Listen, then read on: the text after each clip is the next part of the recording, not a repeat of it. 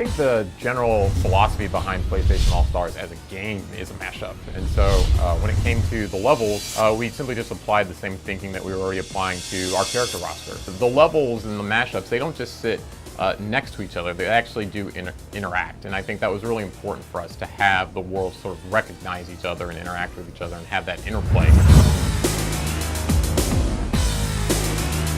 You have these worlds that are very near and dear to everyone's hearts, both the players and the developers, and we still want to sort of capture the essence of both of those characters and not have anything diluted.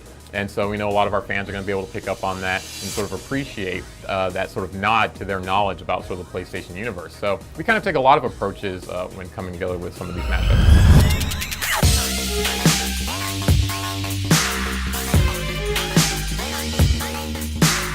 Some characters are really good at dealing with characters that are right in front of them. That can be close and far range, like a Kratos or a Radic. And then you've got other characters who are really well suited to dealing with characters directly above them or below them. And so what we start to do is we begin to create play spaces that can take advantage of some of these character advantages and disadvantages. You'll have levels like Parappa's Dojo, which are really empty, sort of blank slates, but it's an extremely small level. It's actually one of our smallest levels. So the sort of claustrophobic feeling combined with the lack of verticality creates a very specific sort of playstyle. And then you've got levels like Time Station, which has a lot of vertical platforms, or all of this tower, which is essentially a completely scrolling level full of platforms. It's really taking advantage of the different sort of character attributes that we have and putting those characters into these levels that in which they can sort of exploit those differences.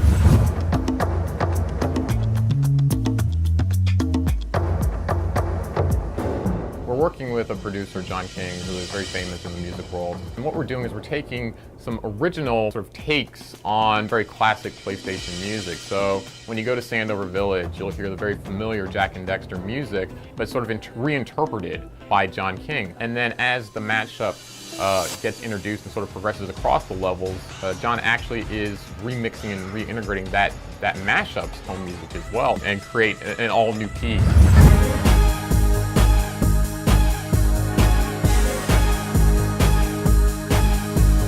We actually started out with an interesting challenge. We wanted two very specific fight spaces. We really wanted a very small claustrophobic fight space. So actually the first part of Uncharted is our smallest fight space in the entire game. And then eventually, just like Drake did, you spill out into the back and now all of a sudden you're fighting in the back of an airplane, which is actually one of our largest play spaces. So it creates a very drastically different play style. So instead of crashing down, you sort of continue to float up.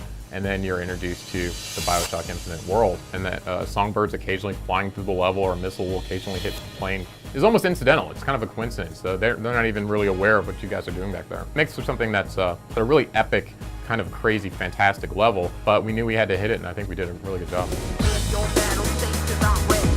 Of course, the levels are important, but only a small part of the PlayStation All-Stars Battle Royale experience. Of course, we've got our characters, items, we've got modes, we've got a bunch of stuff to talk about, and we will be talking about it between now and when the game comes out on the PlayStation 3 and PS Vita this November.